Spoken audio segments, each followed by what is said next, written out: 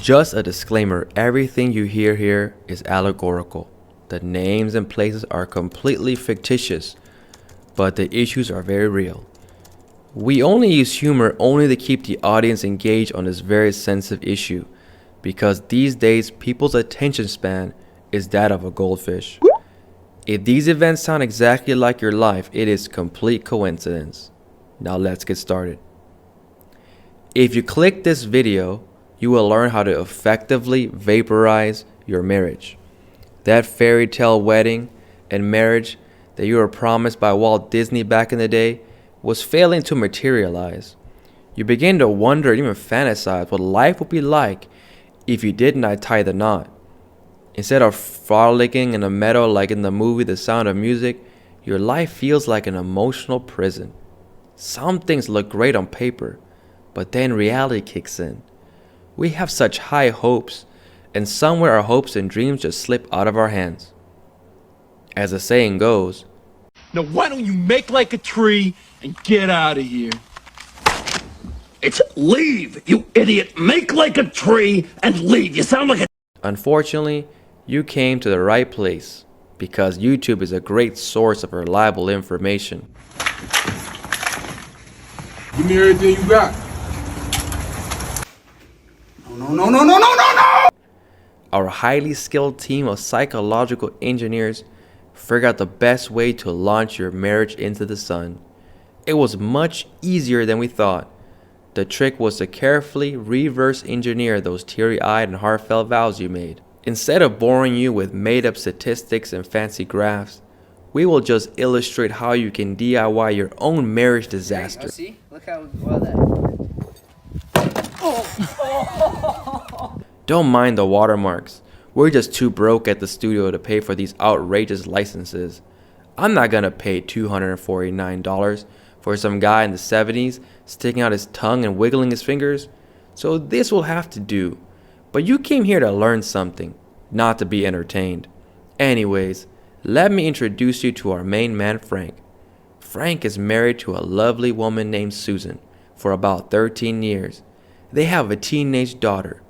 Frank is an aspiring paper quality engineer at a very reputable company in Scranton, Pennsylvania. Susan left her lucrative career at Fubu to care for her daughter. She felt it was not right to dump the baby on her wheelchair-bound mother to advance her own career. So she bit the bullet and became a stay-at-home mom. Frank and Susan are in a mundane marriage. Instead of trying to spice things up, Frank was wrapped up in his hobbies, like training his beetles to cage fight.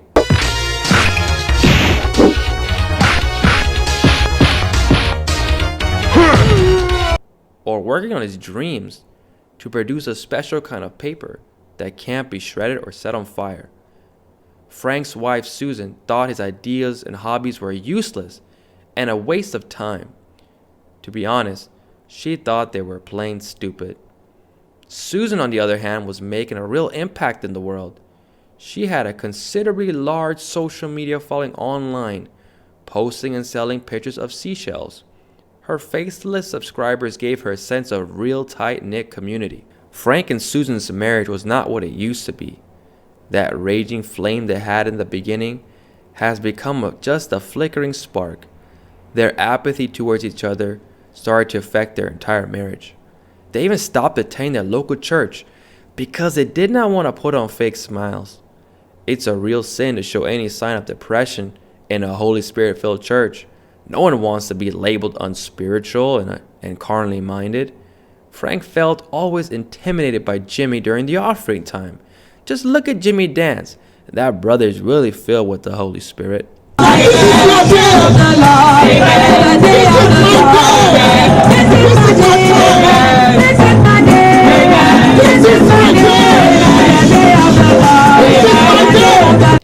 And Susan just could not give herself to fake her joy anymore.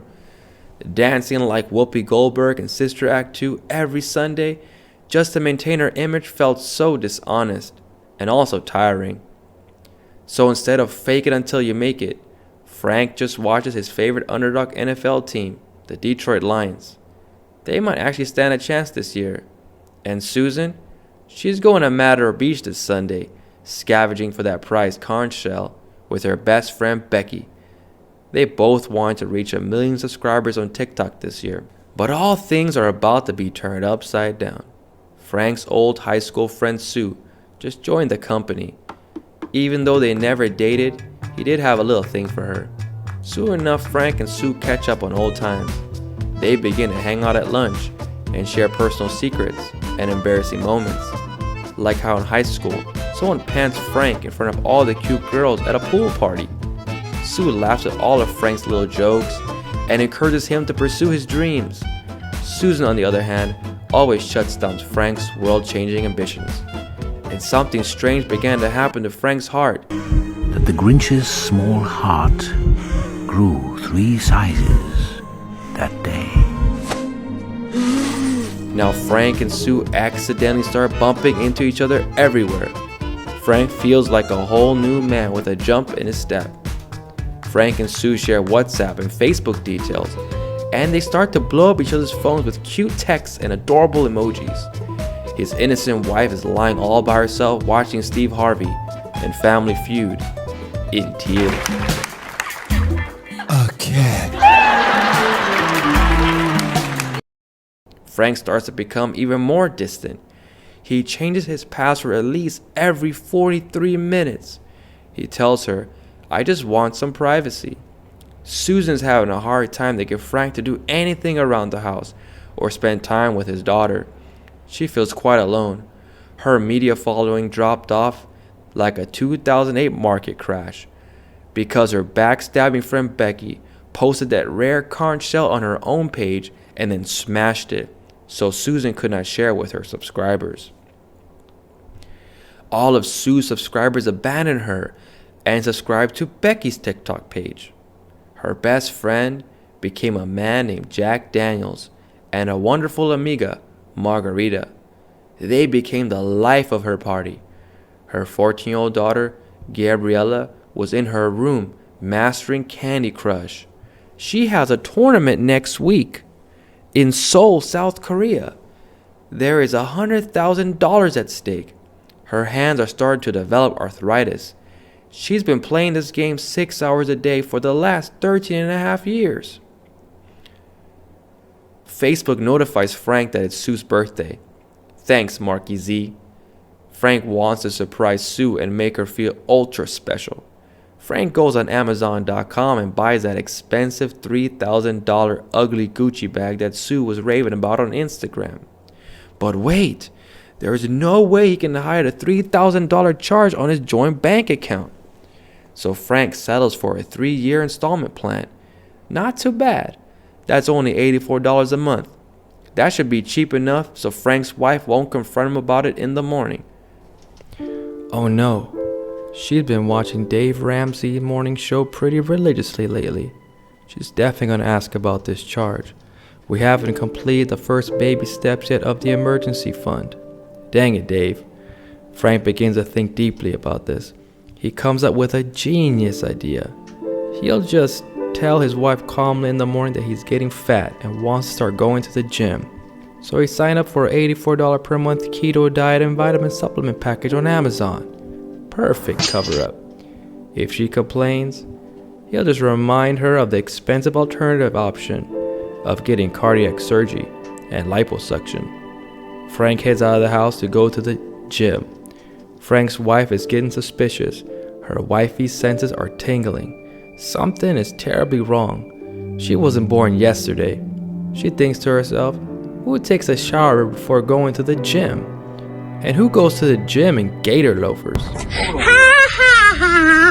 The crocodile Dundee's there, boy. I don't know you, man. I don't care. This is an albino alligator right here. It gotta be. It gotta be like a quail beak. Ah, yes indeed. Hey, you all right, man? Whoa!